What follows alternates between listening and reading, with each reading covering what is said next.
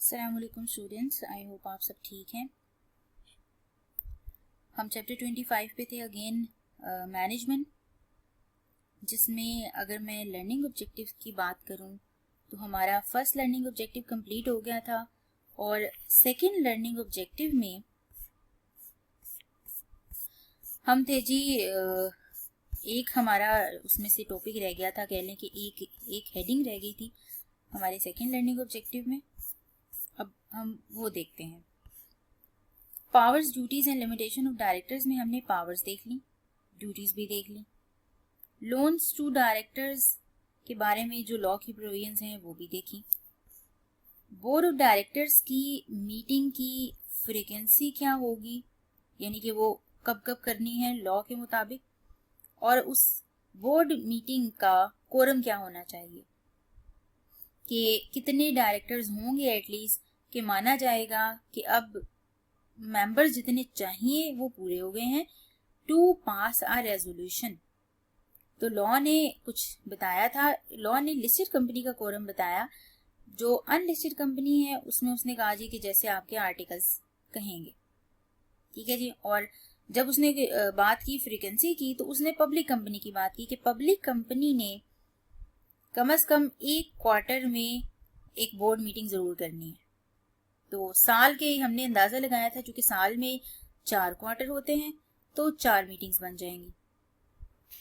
Okay, limitation of directors में हमने further headings देखी कि कंपनी पॉलिटिकल कॉन्ट्रीब्यूशंस नहीं कर सकती किसी भी इंडिविजुअल को या फिर किसी पॉलिटिकल पार्टी को, ठीक है। फिर डायरेक्टर्स की रेम्यूनरेशन के बारे में हमने चीजें देखी कि डायरेक्टर्स की रेम्यूनरेशन में 2 पॉइंट्स थे, एक्स्ट्रा सर्विसेज के लिए और मीटिंग्स अटेंड करने के लिए। इन दोनों के केस में हमने एक ही चीज देखी थी कि रेम्यूनरेशन फॉर एक्स्ट्रा सर्विसेज हो या फिर मीटिंग अटेंड करने के लिए, इन दोनों के केस में इनकी जो रेम्यूनरेशन है वो फिक्स करेंगे डायरेक्टर्स, फिक्स करेंगे या फिर company in a general meeting, मतलब मेंबर्स अप्रूव करेंगे। लेकिन इस पे कि कौन अप्रूव करेगा, इस चीज का अंदाजा या इस चीज का आइडिया ये हमें आर्टिकल्स देंगे। जो कंपनी के आर्टिकल्स कहेंगे कि जी डायरेक्टर्स स्केल अप्रूव करेंगे मीटिंग्स के जो अटेंड करने की रेम्यूनरेशन है, या फिर एक्स्ट्रा सर्विसेज जो वो प्रोवाइड कर रहे हैं तो उसकी जो रेम्यूनरेशन डायरेक्टर्स को पे की जाएगी, उसका भी जो रेम्यूनरेशन है वो फिक्स करेंगे या तो डायरेक्टर या फिर मेंबर्स।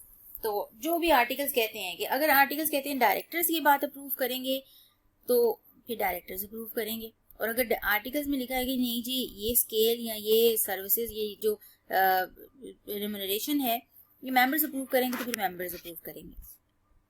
नॉन कैश को हमने थोड़ा डिटेल में देखा था और इसमें हमने देखा था कि इन शॉर्ट के या तो डायरेक्टर ऑफ अ कंपनी या फिर होल्डिंग कंपनी या सब्सिडरी कंपनी या एसोसिएटेड कंपनी, या फिर इस डायरेक्टर से कनेक्टेड कोई पर्सन जो कि उसके स्पाउस हो सकता है, उसके माइनर चिल्ड्रन हो सकते हैं, अगर वो कंपनी का कोई एसेट एक्वायर करने की करते हैं और बदले में वो कंसिडरेशन देते हैं जो कि इन एसेट्स है।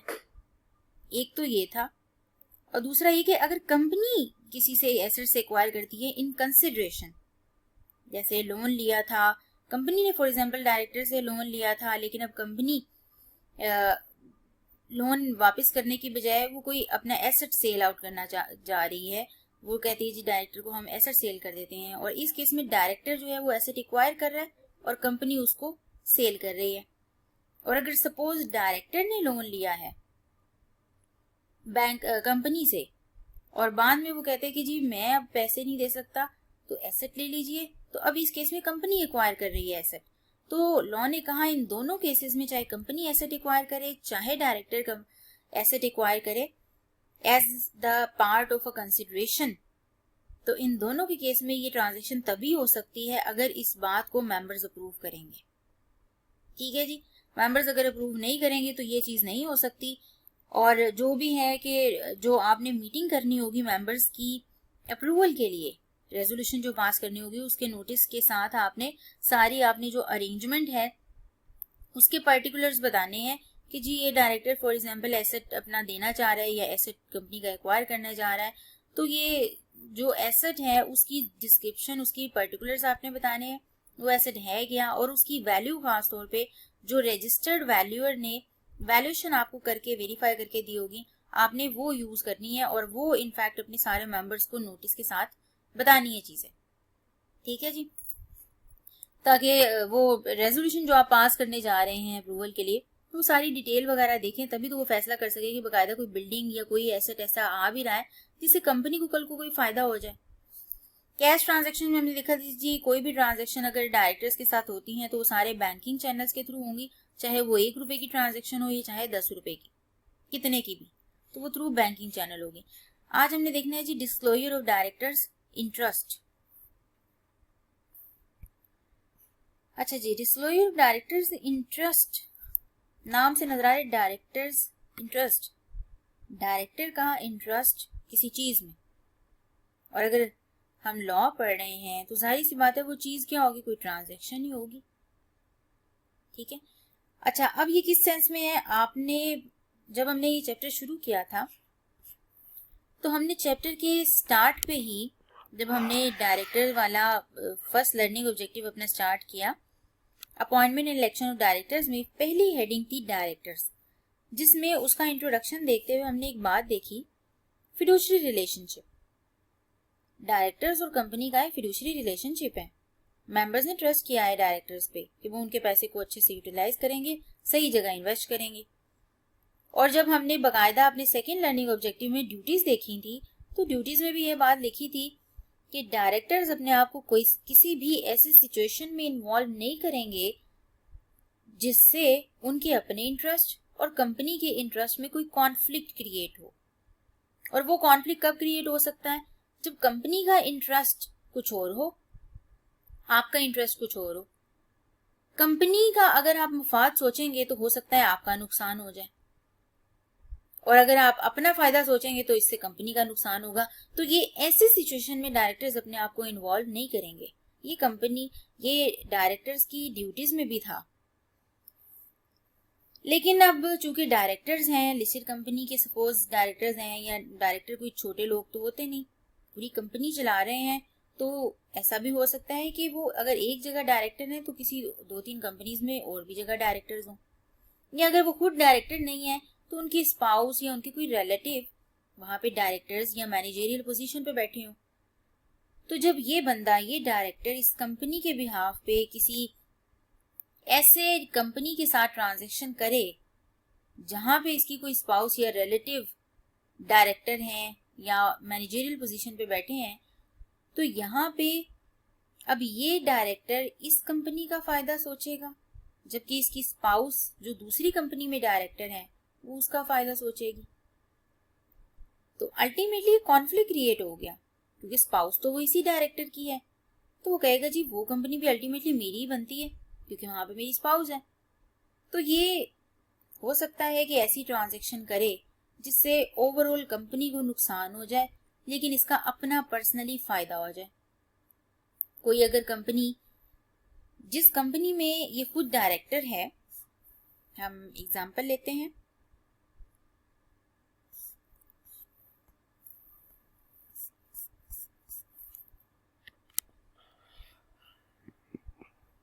इसको थोड़ा डिटेल में एग्जांपल से समझते हैं।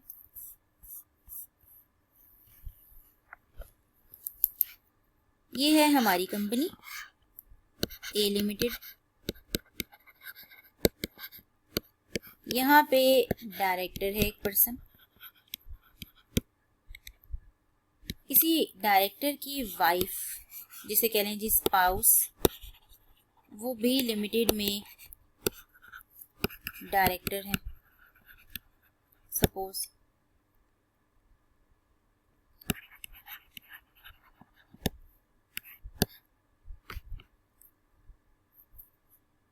ये कंपनी बिजनेस करती है, फॉर एग्जांपल मोटर बाइक्स का मैन्युफैक्चर करती है, और बी लिमिटेड जो है ये टायर बनाने का बिजनेस करती है, टायर मैन्युफैक्चर करने का। ए लिमिटेड अब बी लिमिटेड के साथ कॉन्ट्रैक्ट करना चाह रही है कि हम आपसे टायर परचेज कर लें मोटर बाइक्स के लिए, ए लिमिटेड बी लिमिटेड के साथ ट्रांजैक्शन करना चाह रही है, लेकिन अभी किसी लोगों को पता ही नहीं है कि यहाँ पे जो डायरेक्टर है वो इस डायरेक्टर की स्पाउस है। किसी को नहीं पता, बस कंपनी से मुराद बाकी जो other officers, board of directors हैं, किसी को नहीं पता कि ये डायरेक्टर इस कंपनी के साथ किसी तरह लिंक है, ये बी लिमिटेड के साथ। और वो आपको पता है कि लिंक किस तरह से है, क्योंकि इस डायरेक्टर की स्पाउस यहाँ पे डायरेक्टर है। होता क्या है, जब कंपनी कॉन्ट्रैक्ट करेगी, इस कॉन्ट्रैक्ट में इनके साथ जाहिर सी बात है कोई मीटिंग होगी। इनसे मीटिंग से पहले डायरेक्टर्स खुद अपनी भी मीटिंग बुलाएंगे कि हमें यहाँ पे इन्वेस्टमेंट करनी है, यहाँ से टायर्स परचेज करने हैं, कोटेशंस प्रिपेयर करेंगे। ये डायरेक्टर भी उन बोर्ड ऑफ डायरेक्टर्स में बैठा होगा। इसकी कोशिश ये होगी कि किसी तरह कॉन्ट्रैक्ट बी लिमिटेड के साथ हो जाए, चाहे यहाँ पे शायद टायर्स की क्वालिटी अच्छी ना हो और पैसे भी अच्छे मिल जाएं। इस डायरेक्टर की ख्वाहिश यही होगी, वो चाहेगा यही, क्योंकि ये कोई एक प्राइवेट कंपनी है जहां पे इसकी स्पाउस डायरेक्टर और मेंबर भी एक दो ही हैं। इसका मतलब ये इसके घर की बात हो गई, ये बी लिमिटेड तो इसके घर की बात हो गई है, ये कंपनी। तो इसका इंटरेस्ट ऑटोमेटिकली बी लिमिटेड में डेवलप हो गया। और बी लिमिटेड में भी अगर मैं प्रिसाइजली कहूं तो बी लिमिटेड के साथ ट्रांजैक्शन में इसका इंटरेस्ट डेवलप हो गया। तो जब ये बंदा डायरेक्टर, ये वाला डायरेक्टर मीटिंग में बैठा होगा, इसका इन्फ्लुएंस किसी तरह यही होगा कि इस कंपनी के साथ ट्रांजैक्शन हो जाए और प्राइस भी ये हाई चार्ज हो, हाई प्राइस पे हो जाए। किसी तरह से भी ये दलाल पेश करेगा, लेकिन अंदर बाकी डायरेक्टर्स को क्या पता कि ये तो बाइस्ड डिसीजन करने की कोशिश कर रहे हैं, ये तो कंपनी को अपने मफाद के लिए यूज करने की कोशिश कर रहा है, क्योंकि इसका अपना पर्सनल बेनिफिट है बीच में। इस बी लिमिटेड को जो भी प्रॉफिट आएगा वो अल्टीमेटली इसी डायरेक्टर और इसी स्पाउस का ही तो है। मैं एज्यूम कर रही हूँ क्योंकि ये प्राइवेट कंपनी है और इसमें सिर्फ 2 या 3 मेंबर्स हैं, जिसमें एक डायरेक्टर, इसकी जो स्पाउस है, और एक इसका माइनर चिल्ड्रन। तो कंपनी इसी की अपनी ही है, घर की बात है। ये ओनर भी है यहाँ पे, इसकी स्पाउस यहाँ पे ओनर भी है, ये स्पाउस डायरेक्टर भी है और मेंबर भी है। ये खुद नहीं है लेकिन इसी स्पाउस के थ्रू यहाँ पे ये मेंबर है। तो यहाँ पे फिर लॉ ने कहा कि देखिए ये सिचुएशन तो एक कॉन्फ्लिक्ट की क्रिएट हो गई है। इस डायरेक्टर को लॉ ने फिर कह दिया, ये डायरेक्टर जो है ये एक इंटरेस्टेड डायरेक्टर है। इसको नाम दिया जी इंटरेस्टेड डायरेक्टर। अब देखिए, अब सिचुएशन को कैसे हल किया जाए। अभी जाहिर सी बात है, ए लिमिटेड को टायर तो चाहिए बी लिमिटेड से, तो क्या वो इस कंपनी के साथ अब ट्रांजैक्शन ही ना करे? हल क्या निकाले? तो लॉ ने कहा ऐसा कर लीजिए, ये जो आपका इंटरेस्टेड डायरेक्टर है ये इस ट्रांजैक्शन में पार्टिसिपेट ही ना करे। और उससे भी पहले अगर ये बात आए कि लॉ ने क्या जिम्मेदारी लगाई, किसी को तो पता ही नहीं होगा कि ये डायरेक्टर यहाँ पे इसकी स्पाउस जो है वो डायरेक्टर है, मेंबर है, किस तरह से शेयर होल्डिंग है। ए लिमिटेड ने तो सिंपल टायर परचेज करने हैं यहाँ से, उसकी शेयर होल्डिंग, उसके मेंबर से क्या कंसर्न, एक ट्रांजेक्शन करनी है सिंपल। कौन सा कोई टेक ओवर करने जा रही है ए लिमिटेड बी लिमिटेड को, या कंट्रोल लेने जा रही है जो उसकी शेयर होल्डिंग सारा कुछ चीजें देखे। इसलिए लॉ ने कहा कि डायरेक्टर की ये जिम्मेदारी बनती है कि वो अपनी किसी भी अगर ट्रांजेक्शन में इंटरेस्टेड है, जो कंपनी को ट्रांजेक्शन करने जा रही है, इसको तो पता होगा ना कि मैं ये जिस कंपनी के साथ ट्रांजेक्शन होने जा रही है ये तो कंपनी अच्छा मेरी है, तो ये फौरन बता दे ये कंपनी मेरी है, ताकि बाकी डायरेक्टर्स को पता चल जाए कि भाई ये भी डायरेक्टर इस मीटिंग में ना बैठे, इसके साथ इस जो है कंपनी के साथ हम एक इंडिपेंडेंट मीटिंग करेंगे, इंडिपेंडेंट ट्रांजेक्शन करेंगे जिसमें ये इंटरेस्टेड डायरेक्टर पार्टिसिपेट नहीं करेगा। लॉ ने पहली जिम्मेदारी इस डायरेक्टर की कही कि जी डायरेक्टर की पहली रिस्पॉन्सिबिलिटी है कि वो अपना इंटरेस्ट डिस्क्लोज करे बाकी डायरेक्टर्स को, बाकी ऑफिसर्स को, इन शॉर्ट कंपनी को अपना इंटरेस्ट डिस्क्लोज करे कि मैं इन कंपनीज में ये जहां भी कहीं जो है वो अपनी मैनेजरियल पोजीशन पे ऑफिस होल्ड कर रहा है तो ये कंपनी को पहले से ही बता दे, ताकि कल को कंपनी जब इन कंपनीज के साथ ट्रांजेक्शंस करने जाए तो वो इस डायरेक्टर की ओपिनियन को कंसीडर ना करें। अब जाहिर सी बात है डायरेक्टर का अपना फायदा तो है इसमें अगर वो नहीं बताएगा, लेकिन लॉ ने फिर इस पे स्ट्रिक्टली कहा कि as per your companies act आपकी जिम्मेदारी है, अगर आप नहीं बताएंगे तो भाई आप फिर लैक ऑफ फिड्यूशरी बिहेवियर है आपके अंदर। तो फिड्यूशरी बिहेवियर जो आप अगर उसमें लैक कर रहे हैं तो आपको पता है कि आप फिर बीइंग एक डायरेक्टर बनने से डिस्क्वालीफाई हो जाते हैं। ये हमने जब इन एलिजिबिलिटीज देखी, डायरेक्टर्स कौन कौन से पर्सन जो डायरेक्टर नहीं बन सकते, वहां पे हमने जब इन एलिजिबिलिटी देखी तो ये चीज वहां पे भी हमने देखी। तो अगर आप अपना ये इंटरेस्ट शो नहीं करेंगे, अपना इंटरेस्ट जो भी है किसी कंपनीज में ट्रांजैक्शन में, अगर आप वो डिस्क्लोज नहीं करेंगे तो आप भी डायरेक्टर बनने के काबिल नहीं है। आप इस काबिल नहीं है कि आप पे ट्रस्ट किया जाए। आपकी फर्दर ट्रांजैक्शंस के लिए दूसरी कंपनीज का अगर आपको डायरेक्टर बनाया जाएगा तो आप पे ट्रस्ट नहीं किया जाएगा। ठीक है जी। अच्छा जी, अब इसमें हम फर्दर देखते हैं कि ये जो डायरेक्टर अपने इंटरेस्ट होने का डिस्क्लोजर दे कंपनी को, ये कब दे। ठीक है, जैसे हमने एक प्रॉपर्टी की एग्जांपल लेते हैं, इसमें तो हमने कोई ट्रांजैक्शन की एग्जांपल ली, या फिर हम आपकी जो बुक में दी हुई है वो एक प्रॉपर्टी की एग्जांपल है, वो अगर आप पढ़ेंगे तो आपको समझ आ जाएगी। तो सपोज ऐसा होता है कि प्रॉपर्टी से रिलेटेड कोई ट्रांजैक्शन की जा रही है इस कंपनी के साथ, ए लिमिटेड के साथ, जहां पे ये डायरेक्टर बैठा है, और बी लिमिटेड ये ट्रांजैक्शन कर रही है, ये प्रॉपर्टी परचेज कर रही है, सेल कर रही है, व्हाटएवर, और यहाँ पे जो डायरेक्टर है, ये वो ऑनर है, वो डायरेक्टर की स्पाउस है। तो कॉन्फ्लिक्ट ऑफ इंटरेस्ट अराइज हो गया। नाउ क्वेश्चन इज कि ट्रांजैक्शन जब होने जा रही है तब नोटिस दे, ये डिस्क्लोजर का नोटिस कब दे और कैसे दे, क्या मीटिंग में दे या पहले से ही जब उसकी अपॉइंटमेंट हुई किस वक्त नोटिस दे। क्योंकि ऐसा भी तो हो सकता है कि शुरू में ये बी लिमिटेड से प्रॉपर्टी परचेज ना कर रहे हो, या फिर हो सकता है बी लिमिटेड से तो कर रहे हो लेकिन इसकी स्पाउस बाद में यहाँ पे आके ऑनर बन जाए। तो पहले ये प्रॉपर्टी बी लिमिटेड से रिलेट नहीं करती थी, बाद में अब ये बी लिमिटेड से रिलेट करती है। तो इसमें सवाल ये आता है कि डायरेक्टर हो सकता है पहले तो इंटरेस्टेड ना हो लेकिन बाद में इंटरेस्टेड हो गया हो। देखिए पहले तो एक इंडिपेंडेंट ट्रांजैक्शन हो रही थी, उसमें ना उसके स्पाउस का कोई चक्कर था, ना स्पाउस उसकी ऑनर थी, उसका कोई लेना देना ही नहीं था। अब जब प्रॉपर्टी बाद में उसकी स्पाउस से रिलेट करेगी तो अब वो इंटरेस्टेड डायरेक्टर बन जाएगा। इसका भी लॉ ने हल बताया। उसने कहा जी कि मैं आपको टाइमिंग बता देता हूं, टाइमिंग ऑफ डिस्क्लोजर, कि डायरेक्टर ने इंटरेस्ट का डिस्क्लोजर कब देना है।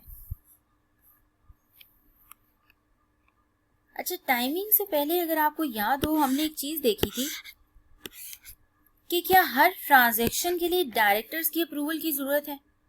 कंपनी में जितनी भी ट्रांजैक्शंस होती हैं, क्या हर ट्रांजैक्शन से पहले डायरेक्टर्स की अप्रूवल होना जरूरी होती है।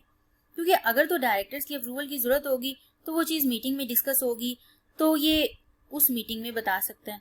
लेकिन अगर उस ट्रांजैक्शन के लिए अप्रूवल की जरूरत ही नहीं है, जैसे कि हमने एक एग्जांपल देखी थी पावर्स में, कि अगर लीजिंग ऑब्लिगेशन या कोई कैपिटल एक्सपेंडिचर करना है एक्सीडिंग 1 मिलियन, उसके लिए डायरेक्टर्स की अप्रूवल की जरूरत है।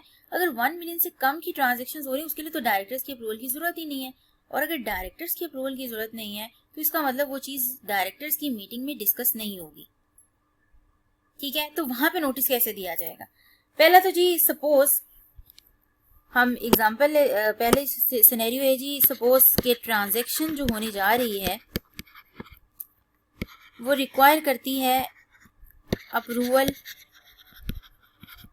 Of board of directors. दूसरा ये कि जो ट्रांजैक्शन या अरेंजमेंट हुई वो does not require board of directors approval. इसमें तो सिंपल ये है कि जो दो ट्रांजैक्शंस होने से पहले, जैसे अगर कैपिटल एक्सपेंडिचर करना है 1 मिलियन से एक्सीड कर रहा है तो जाहिर सी बात है कंपनी को सबसे पहले बोर्ड ऑफ डायरेक्टर्स की अप्रूवल लेनी है कि क्या ये ट्रांजैक्शन हम कर भी सकते हैं कि नहीं। तो जब ये मैटर बोर्ड ऑफ डायरेक्टर्स की मीटिंग में डिस्कस होगा, ठीक है, जब मीटिंग में डिस्कस हो रहा होगा तो ये जाहिर सी बात है वहाँ पे अपना इंटरेस्ट बता सकता है। तो जो 1 मिलियन से एक्सीड कर रही है ट्रांजैक्शन, कंपनी कह रही है कि जी हम कैपिटल एक्सपेंडिचर इस एसेट पे करें कि ना करें, ठीक है। उसके लिए हम और वो कैपिटल एक्सपेंडिचर 1 मिलियन से एक्सीड भी कर रहा है। पहले इस चीज़ के लिए डायरेक्टर्स की अप्रूवल चाहिए होगी, देन वो कैपिटल एक्सपेंडिचर एसेट के ऊपर इनकर किया जाएगा। जब मीटिंग हुई अप्रूवल के लिए, ठीक है, जब मीटिंग होगी जाहिर सी बात है अप्रूवल उस चीज़ पे मीटिंग में ही मिलेगी। तो मीटिंग हुई जब पहली, तो लॉ कहता है कि जिस दिन पहली मीटिंग हुई, ठीक है, और जिसमें इस ट्रांजैक्शन से रिलेटेड कोई डिस्कशन स्टार्ट हुई, काजी के फर्स्ट मीटिंग में इन विच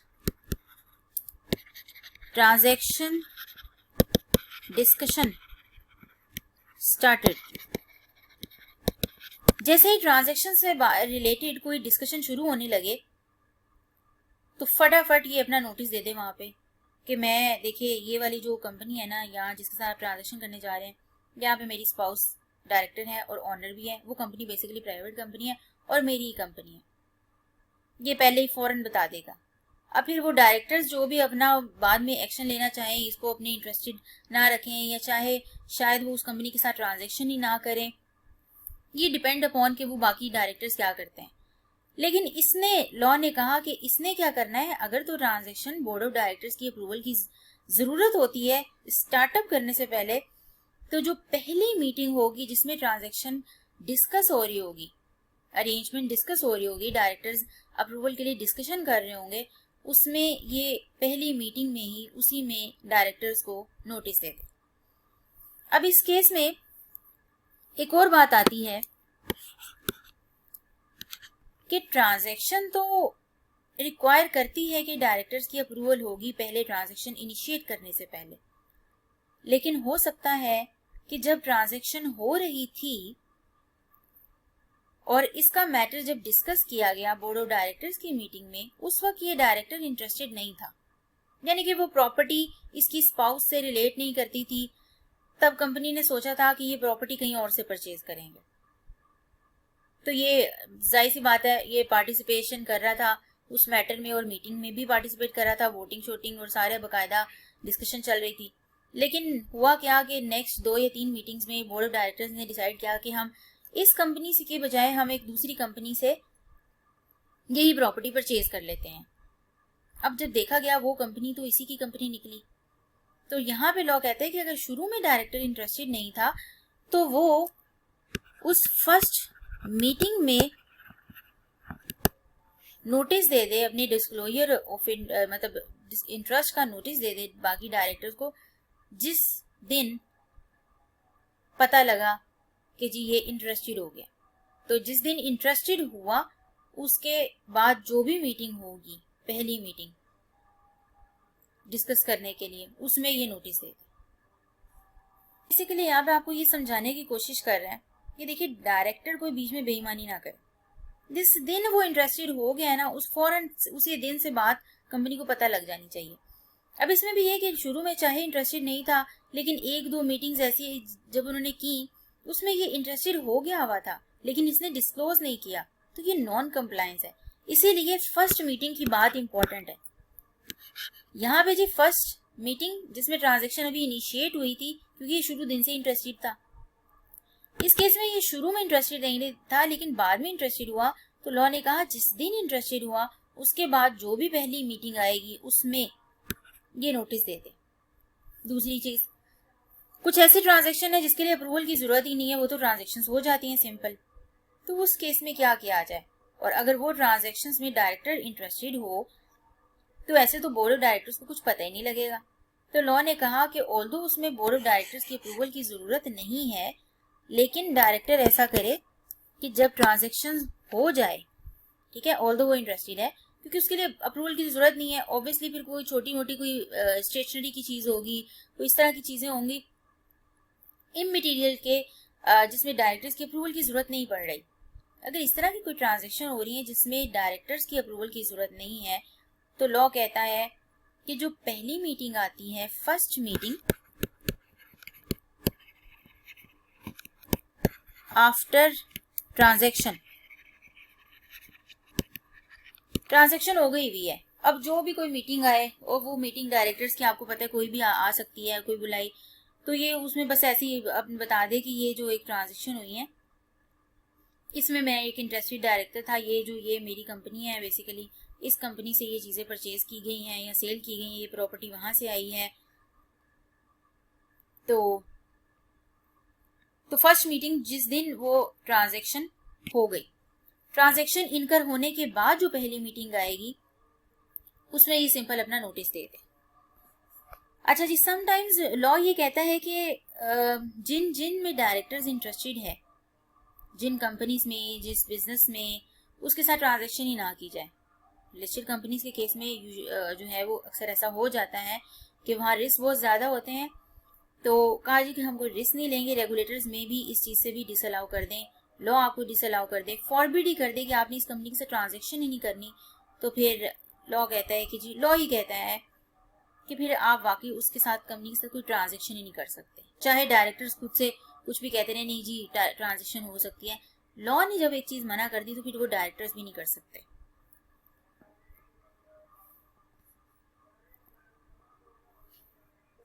चलिए, यहाँ पे एक और चीज आती है कि हो सकता है कि कुछ कंपनीज ऐसी हों जहाँ पे डायरेक्टर इंटरेस्टेड हो या डायरेक्टर्स के अपने कुछ इंटरेस्ट हों, लेकिन कंपनी को फ्रीक्वेंटली उस कंपनी के साथ ट्रांजैक्शन करने की जरूरत पेश आती हो। ये सिर्फ कोई वन ऑफ ट्रांजैक्शन ना हो, बल्कि यूजुअल में शायद कंपनी अब उस कंपनी के साथ ट्रांजैक्शंस कर रही हो। तो लॉ ने कहा कि बजाय कि आप हर इंटरवल पे जब कोई वो डिस्कशन हो तो आप कहें जी हर बार ये इसमें मैं इंटरेस्टेड था, इसमें मैं इंटरेस्टेड था, तो आप ऐसा करें, आप एक जनरल नोटिस दे दें। किस चीज का जनरल नोटिस? कहा जी जनरल नोटिस इस चीज का दे दें, जो भी डायरेक्टर है किसी और जगह पे, अगर वो डायरेक्टर है या पार्टनर है किसी पार्टनरशिप फर्म में या किसी भी और बिजनेस में, वो किसी तरह से भी रिलेटेड है, चाहे डायरेक्टली या इनडायरेक्टली, यानी कि वो बिजनेस उसका खुद का अपना नहीं है बल्कि उसकी स्पाउस का है, या उसने किसी कंपनी के शेयर्स खुद नहीं खरीदे लेकिन अपने माइनर चिल्ड्रन के नाम पे खरीदे हुए। ठीक है जी, तो ये चीजें हैं कि वो फिर क्या है जी, उस केस में वो इनडायरेक्टली इन्वॉल्व हो जाएगा, इनडायरेक्टली भी इंटरेस्टेड है। कुछ चीजों में वो डायरेक्टली इंटरेस्टेड है, दिखने में पता लग जाएगा कि वहां भी डायरेक्टर है, यहाँ भी डायरेक्टर है, लेकिन अगर वहां खुद डायरेक्टर नहीं है लेकिन उसकी स्पाउस डायरेक्टर है, उसकी स्पाउस ने शेयर्स खरीदे हैं, तो इनडायरेक्टली ये इंटरेस्टेड हो गया उस कंपनी में।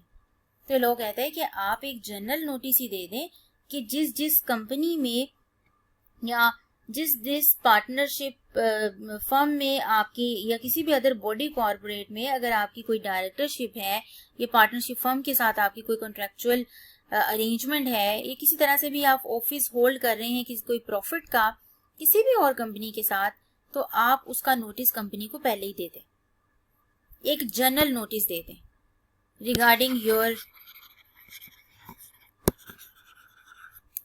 डायरेक्टरशिप इन अदर, कह लेंगे जी कंपनीज में या फिर पार्टनरशिप फर्म में, ताकि कल को जब भी कंपनी इनमें से किसी कंपनी के साथ या इसमें से किसी पार्टनरशिप फर्म के साथ कोई ट्रांजैक्शन करने जाए तो उसको मजीद अब ये ना पता हो कि जी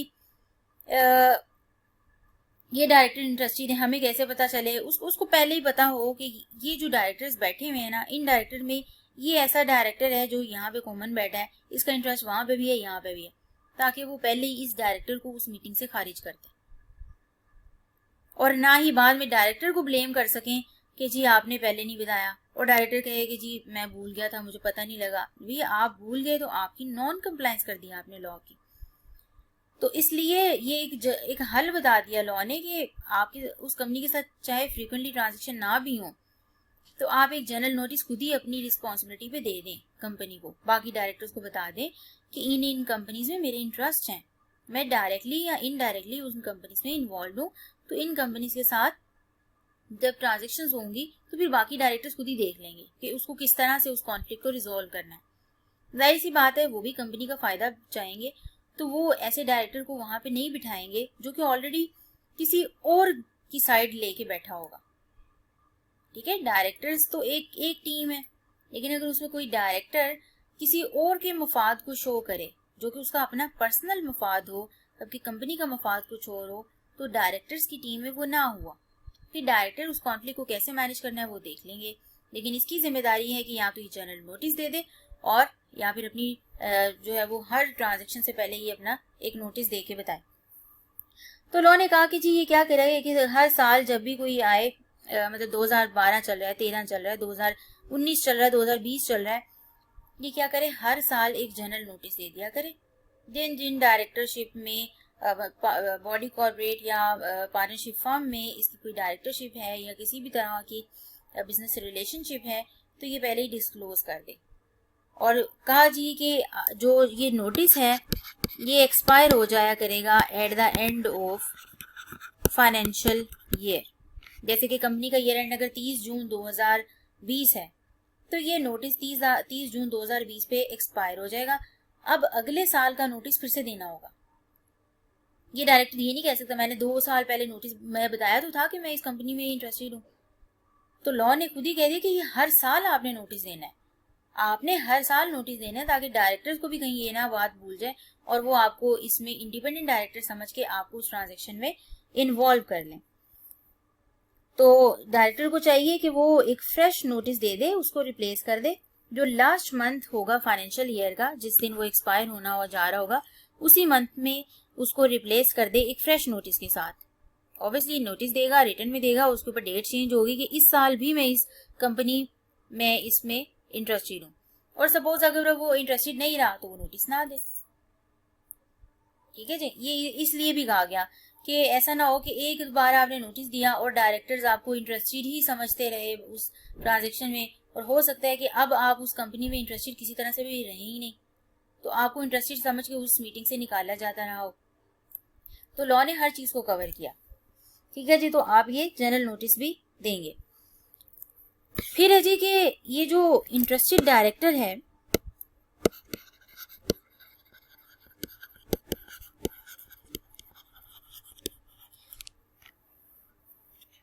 ये उस मीटिंग में नहीं बैठेगा, ना तो मीटिंग में बैठेगा और ना ही वोट करेगा। उस मीटिंग में जहां पे वो ट्रांजैक्शंस डिस्कस हो रही हैं, वो अरेंजमेंट डिस्कस हो रही हैं, जिन अरेंजमेंट्स और ट्रांजैक्शंस में ये डायरेक्टर इंटरेस्टेड है। लॉ ने जब कहा कि वो उसमें पहले तो कहा जी नोटिस देगा, जनरल नोटिस दे दिया, लेकिन अभी तक लॉ ने ये बात नहीं लिखी थी कि वो मीटिंग में नहीं बैठेगा या ऐसी कोई बात नहीं की थी। अब कहा जी कि इंटरेस्टेड डायरेक्टर वोट नहीं दे सकता, interested director not to vote, यानी कि वो मीटिंग जब चल रही होगी, अगर ये इंटरेस्टेड डायरेक्टर वहां पे बैठा हो सपोज, ये उस बात पे वोट नहीं दे सकता। क्यों नहीं वोट दे सकता? क्योंकि इसका वोट तो इंडिपेंडेंट है ही नहीं, इसका वोट तो डेफिनेटली उस कंपनी की तरफ ही जाएगा। अगर सपोज मीटिंग में ये डिस्कस किया जा रहा है कि 3 कंपनीज हैं ए, बी और सी, बी ऐसी कंपनी है जिसमें ये इंटरेस्टेड है, इसका वोट तो बी के साथ ही जाएगा। ये अगर डिस्कशन हो रही है इस मैटर पे कि हम किस कंपनी के साथ ट्रांजेक्शन करें, किस कंपनी के से कॉन्ट्रैक्ट जो है वो डन कर दें, तो इस डायरेक्टर का वोट तो बी की तरफ ही होगा, क्योंकि इस कंपनी के साथ उसका इंटरेस्ट है। इसलिए कहा गया, लॉ ने मना ही कर दिया कि ये इंटरेस्टेड ट्रांजैक्शन वाली मीटिंग में ये वोट ही नहीं कर सकता, ये वोट नहीं करेगा। ना तो ये उस डिस्कशन में पार्टिसिपेट करेगा उस मैटर में जिसमें ये इंटरेस्टेड है, ना तो उस डिस्कशन में पार्टिसिपेट करेगा, और ना ही वो अगर बैठा होगा तो वो मीटिंग में कोरम का पार्ट माना जाएगा। ये बात बहुत इंपॉर्टेंट है। कोरम आपने चीजें पढ़ी, पब्लिक कंपनी का कोरम क्या होगा, ठीक है, ये सारे हमने जब कोरम की बात पढ़ी तो डायरेक्टर्स का कोरम क्या होता है हमने पढ़ा है। डायरेक्टर्स की मीटिंग का कोरम, लिस्टेड कंपनी के केस में जी कोरम उसने लिस्टेड कंपनी का बताया और एक अनलिस्टेड का तो आर्टिकल्स बताएंगे। लिस्टेड के केस में उसने कहा कि जी 1/3 ऑफ डायरेक्टर्स, उनके जो नंबर है, और 4 whichever is higher, whichever is greater. तो सपोज अगर मीटिंग में 4 डायरेक्टर्स बैठे हैं लेकिन एक डायरेक्टर इंटरेस्टेड है बीच में, तो लोग कहते हैं कि मैं एक डायरेक्टर को कोरम का पार्ट नहीं मानता, अभी आपका कोरम पूरा नहीं हुआ, ये इंटरेस्टेड डायरेक्टर किसी काम का नहीं, मैं नहीं समझता कि ये बैठा है, इसके होते हुए कोरम पूरा हो रहा है, मैं समझूंगा कि ये है ही नहीं। जिस तरह इसकी गैर मौजूदगी एक चीज को जाहिर करेगी, मैं समझता हूँ ये है ही नहीं, तो आप इसकी जगह एक दूसरा डायरेक्टर बिठाइए। ये डायरेक्टर आपने ऑल्दो मीटिंग में बिठाया हुआ है, जो इंटरेस्टेड है उस ट्रांजैक्शन में ऑल्दो बैठा हुआ है, ये ना तो वहां पे वोट कर सकता है उस डिस्कशन पे, कोई मीटिंग पे, जो मीटिंग में डिस्कशन उस मैटर पे बातचीत हो रही है कि जी वोटिंग की बात आएगी, तो ये ना तो वोट करेगा और ना ही इसको मैं कोरम का पार्ट मानूंगा, ये कोरम भी नहीं काउंट किया जाएगा। ठीक है जी, उस मीटिंग का जब कोरम की बात आएगी तो ये for the purpose of quorum भी इसको काउंट नहीं किया जाएगा, और इसके अलावा जाहिर सी बात है ये उस मैटर पे वोट भी नहीं दे सकता। लेकिन अब चूंकि वो मीटिंग में बैठा है, तो अगर बैठे बैठे वो वोट दे देता है ऐसी ट्रांजेक्शन्स पे जिसपे वो इंटरेस्टेड है, तो लॉ कहता है कि इसका वोट नहीं माना जाएगा और उसका वोट बल्कि वॉइड होगा, his vote will be void. Void का मतलब ये है कि लॉ जिस चीज को नहीं मानता, लीगली इन्फोर्सेबल ही नहीं होती वो चीज, जो कि वॉइड है, शुरू दिन से ही गलत है, तो लॉ कहते हैं कि आपका वोट माना ही नहीं जाएगा। अब आगे कुछ एक्सेप्शंस हैं जो कि इंपॉर्टेंट है। एक्सेप्शन किस चीज की, ऊपर हेडिंग क्या है जी, interested director not to vote. ये तो हमने देख लिया कि ना तो वोट करेगा ना कोरम का पार्ट होगा, लेकिन इसकी कुछ एक्सेप्शंस हैं।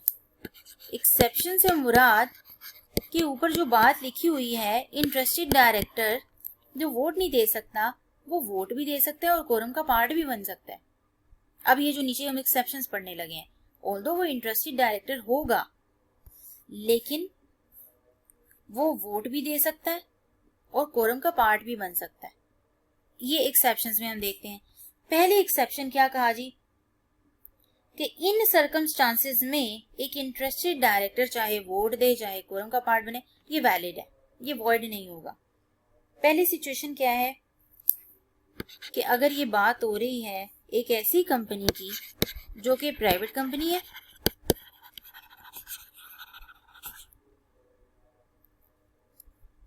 ये प्राइवेट कंपनी है प्लस नॉट अ सब्सिडरी और holding company of any public company.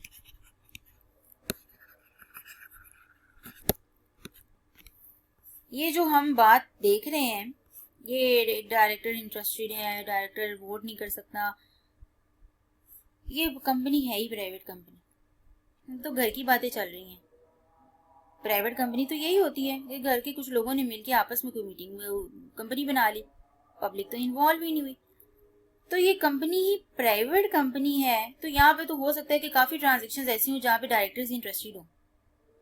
तो लोग कहते हैं कि अगर ये प्राइवेट कंपनी है प्लस ये प्राइवेट कंपनी ऐसी कंपनी है जिसकी कोई सब्सिडरी कंपनी जो भी अगर है तो वो भी प्राइवेट कंपनीज हैं, इसकी कोई सब्सिडरी ऐसी नहीं है जो कि पब्लिक कंपनी हो, प्लस इसकी कोई होल्डिंग कंपनी है अगर, वो भी प्राइवेट ही है, और अगर वो पब्लिक कंपनी हो जाती है, इसकी सब्सिडरी कंपनी कोई पब्लिक कंपनी बन जाए या इसकी कोई होल्डिंग कंपनी पब्लिक कंपनी बन जाए, अब ये फिर इसका मतलब एक्सेप्शंस नहीं है।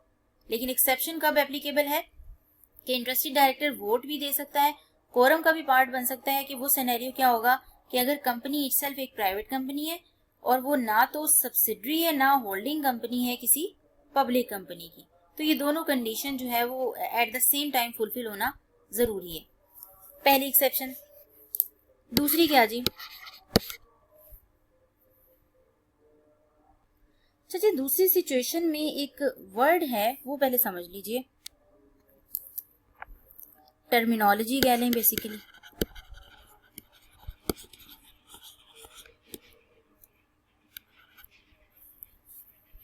एग्जाम्पल के थ्रू समझते हैं। डायरेक्टर था एक कंपनी का जो कि है ए लिमिटेड। ये ट्रांजैक्शन करने गई किसी, कह ले कि जी मिस्टर अकमल को ए लिमिटेड ने कोई गुड्स सप्लाई की।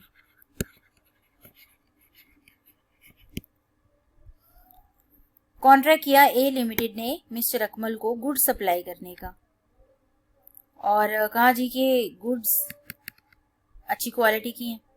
मिस्टर अकमल कहता कि जी नहीं, मैं नहीं मानता, मुझे तो गारंटी चाहिए। ये कोई बड़ा आपका कस्टमर था, बड़ा आप कॉन्ट्रैक्ट लेना चाह रहे थे। तो कंपनी ने कहा जी कि हमारा कस्टमर है, बहुत लॉयल कस्टमर है, तो गुड्स इसको सप्लाई करते हैं, तो चलो इसको अश्योरिटी दिला देते हैं कि गुड्स सही हैं, बिल्कुल ठीक निकलेंगी, अच्छी निकलेंगी और अच्छी क्वालिटी की गुड्स हैं। मिस्टर अकमल कहता नहीं, मुझे नहीं पता, मुझे ना गारंटी दें, आप गारंटी दें कि कल को अगर कोई नुकसान हुआ तो आप उस नुकसान की भरपाई करेंगे, आप मुझे उस पर इंडेमनीफाई करेंगे। अब ये मैंने एक वर्ड नया यूज किया है, इंडेमनीफाई। ये गारंटी और इंडेमनिफिकेशन आप ये चैप्टर 14 आपका बेलमेंट है, चैप्टर आप कह लें कि जी हम आपके एम लॉ में आप देखेंगे। एम लॉ में चैप्टर 14 ही है जी इंडेमनिटी की गारंटी, और 15 है जी जो बेलमेंट है, बेलमेंट एंड प्लेज। तो 14 में आप इंडेमनिटी और गारंटी को बकायदा देख भी लेंगे, और एम लॉ का पार्ट है, आपके सिलेबस का पार्ट है। तो अभी फॉर द टाइमिंग मैं ये बता दूं कि मिस्टर अकमल को जो गारंटी मिल रही है कि कल को अगर गुड्स खराब निकली और इसका आगे से फर्दर कोई नुकसान हुआ तो इसकी भरपाई ये कंपनी करेगी। तो मिस्टर अकमल कहते कि नहीं, मुझे कंपनी की गारंटी नहीं चाहिए, डायरेक्टर साहब आप मुझे जरा पर्सनल कैपेसिटी में गारंटी दे दें। डायरेक्टर साहब कहते हैं कि जी अच्छा, मेरा लॉयल कस्टमर है, ये एक पर्सनल गारंटी लिख देता है इसको कि कल को जी चीजें खराब निकली तो ओके, तुम्हारे नुकसान की भरपाई की जाएगी। ठीक है जी। अब इस डायरेक्टर ने इसको जो गारंटी दी, ये क्या अपने फायदे के लिए दी? नहीं, ये जो गुड्स उसको सप्लाई की गई हैं ये तो कंपनी की है। गुड्स सप्लाई करके प्रॉफिट जो भी आएगा वो तो कंपनी के पास जाएगा। तो अगर डायरेक्टर कोई गारंटी दे रहा है और डायरेक्टर को अपने पर्सनल लायबिलिटी क्रिएट करके और वो अगले की नुकसान की भरपाई करे, तो फिर जाहिर सी बात है डायरेक्टर का भी हक है कि उसने आपकी चीजें सेल करते हुए अगर किसी के साथ कोई गारंटी का कॉन्ट्रैक्ट कर लिया है तो कल को अगर चीजें खराब निकलती हैं तो ये डायरेक्टर की रिस्पॉन्सिबिलिटी नहीं थी, चीजें डायरेक्टर्स की खराब नहीं थी। तो अब मिस्टर अकमल की अगर भरपाई के लिए वो डायरेक्टर के पास आता है, कल को चीजें खराब निकलती हैं, उसके नुकसान हुए, तो वो आया जी डायरेक्टर के पास, आपने कहा था आप मुझे अपने पर्सनल कैपेसिटी में मेरा नुकसान पूरा कीजिए। डायरेक्टर जो है वो कंपनी के पास जी देखा कोई पैसे ही नहीं है, कोई एसेट्स नहीं है, डायरेक्टर ने अपने पर्सनल एसेट्स को यूज करते हुए उसके नुकसान की भरपाई कर दी फॉर द टाइम बिंग। अब बाद में अब जाहिर सी बात है डायरेक्टर ने तो कंपनी के बिहाफ पे चीजें सेल की, कंपनी का प्रॉफिट, कंपनी की सारी कॉस्ट आई, और तो डायरेक्टर कैसे उस नुकसान को अपने जिम्मे ले ले। तो अब इस केस में ये अभी बाकी डायरेक्टर से कहेगा कि देखिए कंपनी में पैसे नहीं थे, for the time being resources available नहीं थे, तो मैंने मिस्टर अकमल साहब की भरपाई कर दी नुकसान की, क्योंकि मैं चाहता था कि हमारा मिस्टर अकमल साहब जो थे लॉयल कस्टमर थे, ये हमारा कस्टमर छूट ना जाए, तो मैंने अपने पर्सनल एसेट्स में से इसके नुकसान की भरपाई कर दी। अब जो है वो कंपनी मुझे कंपनसेट करे। तो लॉ कहता है कि देखिए ये डायरेक्टर जाहिर सी बात है दूसरे डायरेक्टर के साथ जब डिस्कशन करनी होगी तो मीटिंग करेगा, ठीक है। और इस डायरेक्टर ने श्योरिटी दी थी मिस्टर अकमल को बेसिकली कि चीजें ठीक होंगी, और एज अ श्योरिटी ये काम किया था, एज अ श्योरिटी कॉन्ट्रैक्ट किया था। तो अब इस केस में जब ये इस मीटिंग में पार्टिसिपेट करेगा तो ये नो डाउट इस मीटिंग में ये इंटरेस्टेड डायरेक्टर है, लेकिन ये इसमें वोट भी दे सकता है इस मीटिंग में, और कोरम का पार्ट भी है।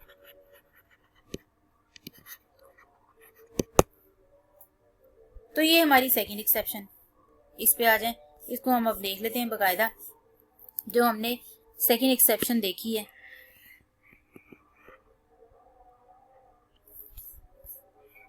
कहा जी कि अगर डायरेक्टर ने एक्ट किया है एज अ श्योरिटी,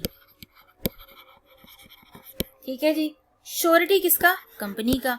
कंपनी का श्योरिटी बन के इसने एक्ट किया डायरेक्टर ने, और रेजोल्यूशन जो जिस चीज से रिलेट कर रही है वो इस चीज से रिलेट करती है कि ये इस डायरेक्टर को इंडेमनीफाई किया जाए। Indemnification of this director relate करती है। यह एक वर्ड यूज हुआ है, इंश्योरेंस कवरेज।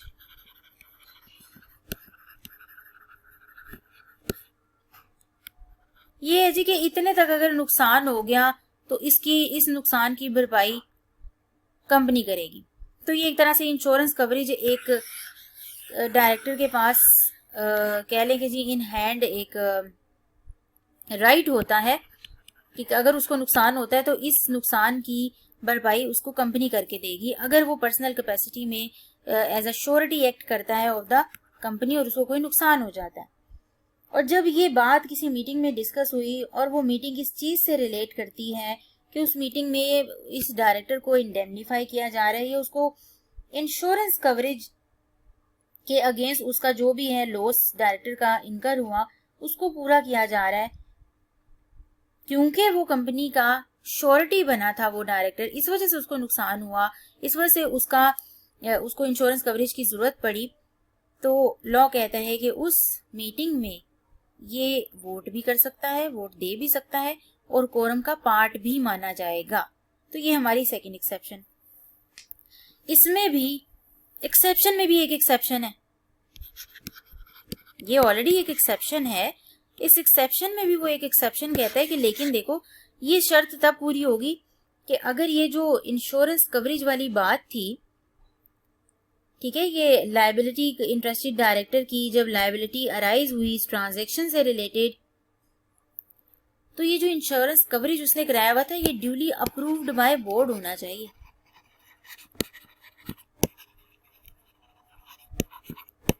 तभी इसके नुकसान की भरपाई की जाएगी, इसको इंडेमनीफाई किया जाएगा, चाहे इसने एज अ श्योरिटी काम किया है, श्योरिटी ऑफ द कंपनी कोई ट्रांजैक्शन क्रिएट की।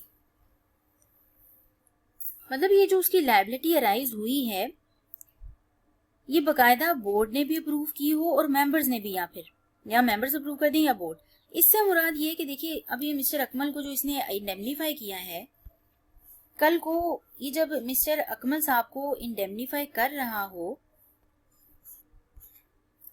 तो कंपनी को इस बात का पता हो कि हाँ ये मिस्टर अकमल को इंडेमनीफाई कर रहा है, कंपनी के बिहाफ पे एज अ श्योरिटी एक्ट कर रहा है। तो ये बात जब ये ट्रांजेक्शन कर रहा था, ये बात इंडेमनिफिकेशन की और कि लायबिलिटी कल को अराइज होगी, इस बात का पहले से ही मेंबर्स को पता होना चाहिए, मेंबर्स ने इस चीज को अप्रूव किया हो या फिर बोर्ड ने अप्रूव किया हो। अगर बाद में ये कि ये खुद ही इंडेमनीफाई करता फिर और कल को आगे जी मैंने इसको इंडेमनीफाई करें मुझे, क्योंकि मैंने इसके मिस्टर अकमल साहब को अपने पर्सनल बेनिफिट से, पर्सनल एसेट्स से इसके नुकसान की भरपाई की, तो हो सकता है कंपनी ये कहे कि हमें इस बात का तो पता ही नहीं था, आपने अगर उसको उसके नुकसान की भरपाई की कंपनी के बिहाफ पे तो हमसे तो पहले पूछ लेते कि हो सकता है हम मिस्टर अकमल साहब हमारा लॉयल कस्टमर हो ही ना।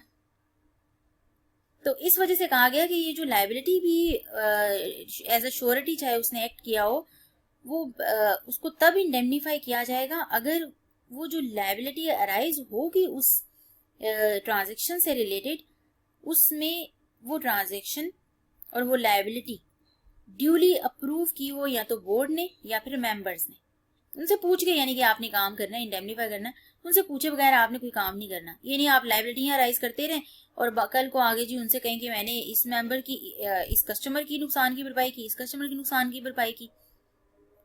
ठीक है जी, तो बोर्ड और मेंबर्स को उनके नॉलेज में ये बात लेके आए, अदरवाइज आपको भी इंडेमनीफाई फिर नहीं किया जाएगा और आप फिर अगेन उस मीटिंग का ना तो पार्टिसिपेट कर सकते हैं उसमें और ना ही वोट दे सकते हैं और ना ही कोरम का के पर्पस के लिए काउंट किए जाएंगे।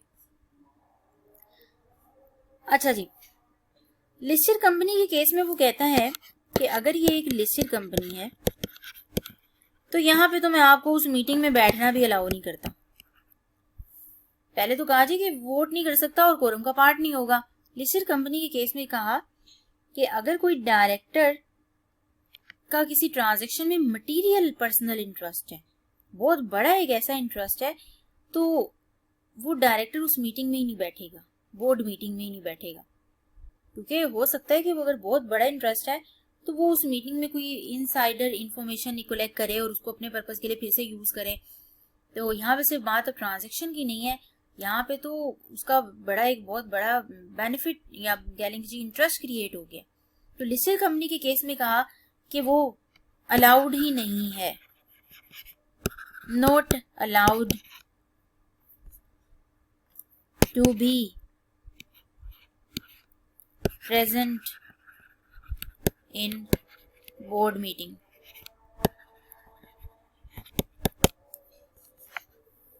अच्छा जी, आगे ये है कि जरूरी नहीं है कि सिर्फ डायरेक्टर ही इंटरेस्टेड हो, ऐसा भी हो सकता है कि कोई अदर ऑफिसर, सीईओ या चीफ सेक्रेटरी या कोई शेयर रजिस्ट्रार, अदर आपके ऑफिसर्स आएंगे, वो किसी ट्रांजैक्शन में इंटरेस्टेड हो। तो उस केस में कहा गया कि अगर कोई और ऑफिसर ऑफ द कंपनी है, वो चाहे डायरेक्टली या इनडायरेक्टली किसी ट्रांजैक्शन में या किसी कॉन्ट्रैक्ट में, किसी अरेंजमेंट में जो कंपनी करने जा रही है, वो किसी तरह से भी इंटरेस्टेड है या कंसर्न है, तो वो क्या करे, अपने इंटरेस्ट की नेचर डिस्क्लोज करे और प्लस ये बताए कि उसका इंटरेस्ट किस हद तक है उस ट्रांजैक्शन में। हो सकता है कि उसका कोई रिलेटिव वहां पे डायरेक्टरशिप में हो, लेकिन उसका उस रिलेटिव के साथ कोई ताल्लुक ना हो कि जी मेरे ऐसे कोई ताल्लुकात नहीं है, तो इस तरह की कोई चीज। तो एक्सटेंट से ये मुराद है कि किस हद तक गहरा ताल्लुक है, किस हद तक उसका इंटरेस्ट उस ट्रांजैक्शन में है। तो नेचर बताए, डिस्क्लोज करे, वो बाकी डायरेक्टर्स खुद ही देख लेंगे कि आपका इंटरेस्ट किस हद तक है, आप जस्ट डिस्क्लोज करें। प्लस ये कि अगर वो ट्रांजैक्शन कोई करने जा रहे हैं जिसमें उन ऑफिसर्स का इंटरेस्ट है, तो वो डायरेक्टर्स की पहले अप्रूवल लेंगे। ठीक है जी, पहले बोर्ड ऑफ डायरेक्टर्स की अप्रूवल लेंगे। तो इसमें हमने ये चीज देखी कि अगर डायरेक्टर्स के अलावा कोई और ऑफिसर भी कंपनी का किसी ट्रांजैक्शन में डायरेक्टली या इनडायरेक्टली इंटरेस्टेड है किसी अरेंजमेंट में, तो वो उस इंटरेस्ट की नेचर बताएगा, डिस्क्लोज करेगा, और वो एक्सटेंट बताएगा कि वो उस ट्रांजैक्शन में किस हद तक इंटरेस्टेड है। और प्लस अगेन उस ट्रांजैक्शन को करने से पहले डायरेक्टर्स की अप्रूवल की जरूरत है। जबकि हमने लिस्टेड अपने डायरेक्टर्स की जब हमने देखा तो उसमें हमने बकायदा टाइमिंग देखी कि पहले देखेंगे कि क्या वो ट्रांजैक्शन इनिशिएट करने से पहले डायरेक्टर्स की अप्रूवल की जरूरत है भी कि नहीं, क्योंकि अगर अप्रूवल की जरूरत है ही नहीं तो फिर उसमें कहा कि जब ट्रांजैक्शन हो जाएगी, उस ट्रांजैक्शन के होने के बाद जो पहली मीटिंग आती है उसमें वो नोटिस दे दिया जाए। ठीक है जी, अब हम इसको बुक से देख लेते हैं। हमारा सेकंड लर्निंग ऑब्जेक्टिव 2 के था हमारा पावर्स ड्यूटीज। पहला हमारा लर्निंग ऑब्जेक्टिव था जी appointment and election of directors, जिसमें 6 headings, directors, number and appointment of directors, election of directors, eligibility of directors, vacation of office, selection of independent directors excluded, ये सारा हमने देख लिया। देन आया हमारा second learning objective powers, duties and limitation of directors, जिसमें फिर further 6 headings थी। Powers of directors, duties of directors, loan to directors, quorum and frequency of board meetings, limitation of directors, disclosure of directors interest. हमने powers, duties, loans, frequency, limitation of directors अपने previous lecture में देख लिया, और आज हमने अपना disclosure of interest भी कंप्लीट कर लिया, जो कि अगर हम बुक से देखें तो ये हमारा 2.6 बनता है। अब हम इसको बुक से देख लेते हैं।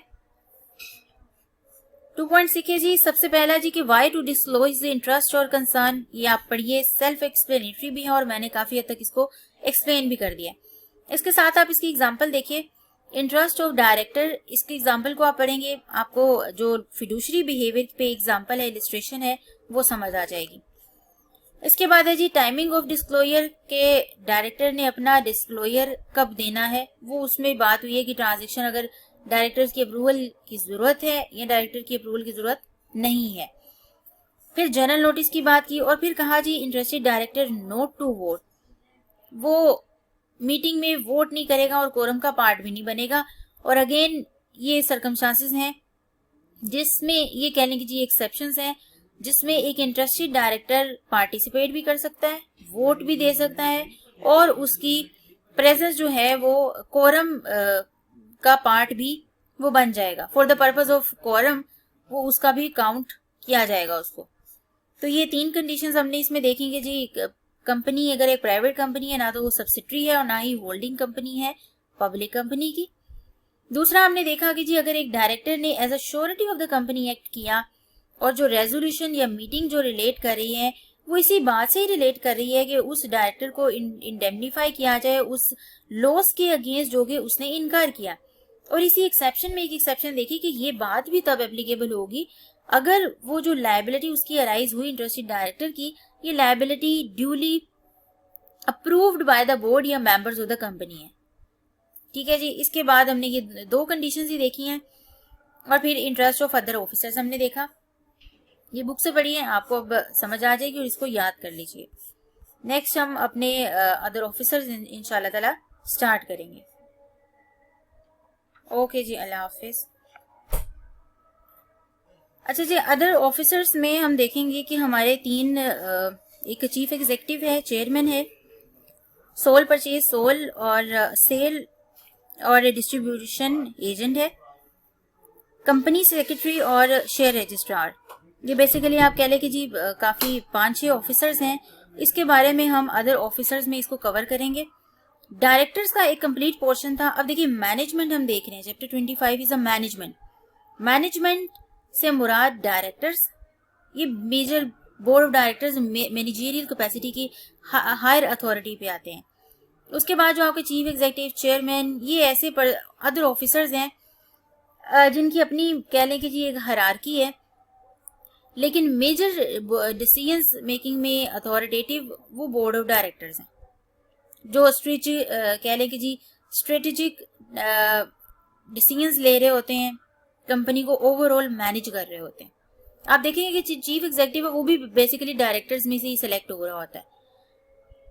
ठीक है जी। और बाकी जो अदर ऑफिसर्स हैं उनके कुछ स्पेसिफिक काम है, लेकिन जो डायरेक्टर हैं वो पूरी कंपनी के डायरेक्टर हैं, पूरी कंपनी को उन्होंने देखना है। ठीक है जी, आगे देखेंगे।